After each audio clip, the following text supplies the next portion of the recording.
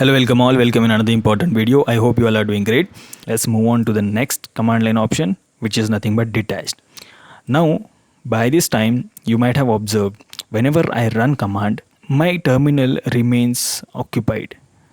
I cannot access other things while my container is running.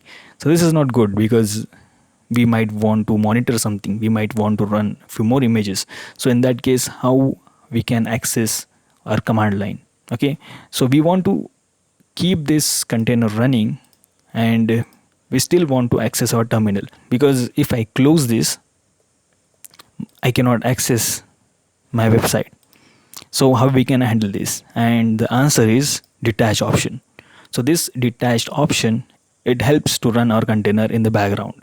So we don't have to do anything, we just have to pass -d, and this will keep our container running in the back. And if I try to access my website, you can see I can still access and I have terminal free, so that I can launch another instance. I can run another Docker command. So I think that's it for this video. Thank you very much for watching. See you in the next video.